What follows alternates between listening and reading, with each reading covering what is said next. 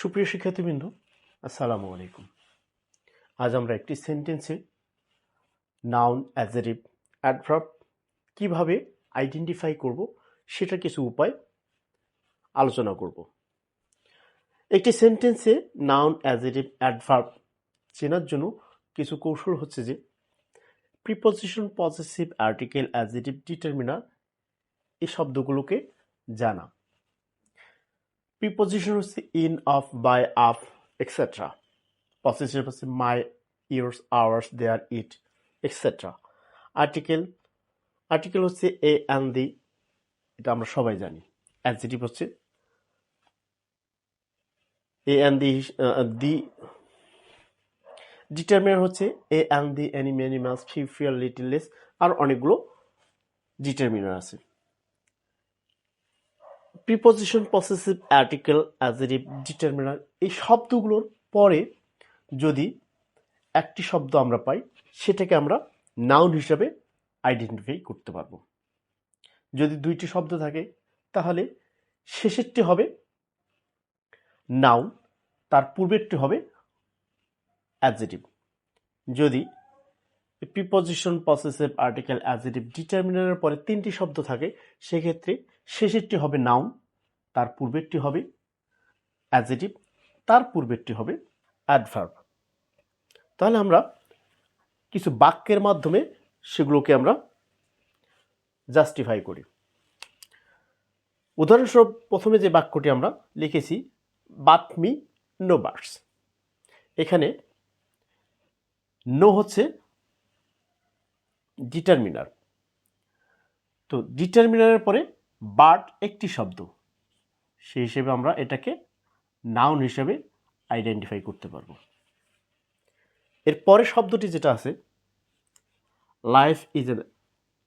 Life is but a walking shadow. এখানে এ হচ্ছে determiner বা আর্টিকেল।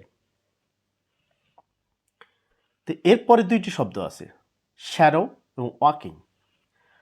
তাহলে সূত্র অনুযায়ী আমরা বলতে পারি এটা হচ্ছে শ্যাডো হচ্ছে নাউন, শ্যাডোকে মডিফাই করছে ওয়াকিং। অ্যাডজেক্টিভ যেহেতু নাউনকে মডিফাই করে সেক্ষেত্রে আমরা ওয়াকিংকে অ্যাডজেক্টিভ হিসেবে বলতে পারি। তৃতীয় যে শব্দটি আছে, this is a book of English language. এখানে প্রিপজিশন অফ, এরপরে দুইটি শব্দ আছে, ল্যাঙ্গুয়েজ, ইংলিশ। সেই হিসাবে শেষের শব্দটিকে আমরা নাউন হিসেবে আইডেন্টিফাই করতে পারি এবং তার পূর্বে যে ইংলিশ শব্দটি আছে এটি ল্যাঙ্গুয়েজকে মডিফাই করেছে। যেমন ইংলিশ ল্যাঙ্গুয়েজ, ল্যাঙ্গুয়েজটা কি? ইংলিশ। যেহেতু ল্যাঙ্গুয়েজকে মডিফাই করেছে, অ্যাডজেক্টিভ নাউনকে মডিফাই করে, অতএব সেক্ষেত্রে আমরা ইংলিশকে অ্যাডজেক্টিভ হিসেবে আইডেন্টিফাই করতে পারি। সুপ্রিয় শিক্ষার্থী, আরও কিছু উদাহরণ আমরা এখানে দেখতে পারি। He is a very good boy. এখানে এ হচ্ছে আর্টিকেল, এরপরে তিনটি শব্দ আছে, ভেরি গুড বয়। তো আমরা সেই সূত্র অনুযায়ী বলতে পারি যে এ হচ্ছে আর্টিকেল, তারপরে তিনটি শব্দ, ভেরি গুড বয়। যেহেতু বয়টি শেষে আছে সেটাকে আমরা নাউন হিসেবে আখ্যায়িত করতে পারি। গুড বয়কে ভেরিফাই করেছে, বয়কে মডিফাই করেছে, সেই হিসাবে গুড হচ্ছে অ্যাডজেক্টিভ, এবং ভেরি গুডকে মডিফাই করেছে, তার অ্যাডজেক্টিভকে মডিফাই করেছে, সেই হিসেবে এটা হবে অ্যাডভার্ব। এরপরের বাক্যতে আমরা দেখি, ইট ইজ ইয়োর গো। এবার তোমার পালা।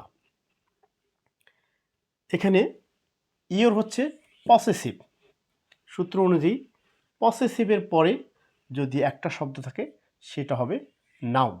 এখানে গো আমরা সবাই জানি ভার্ব, কিন্তু এখানে নাউন হিসেবে ব্যবহৃত হয়েছে। যেহেতু ইও পসেসিভ, তারপরে একটি শব্দ, এটি হচ্ছে গো, এবং সেটি হচ্ছে নাউন।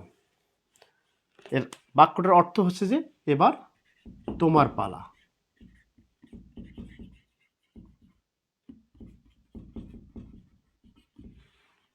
এরপরে শব্দটি ইট ইজ আ,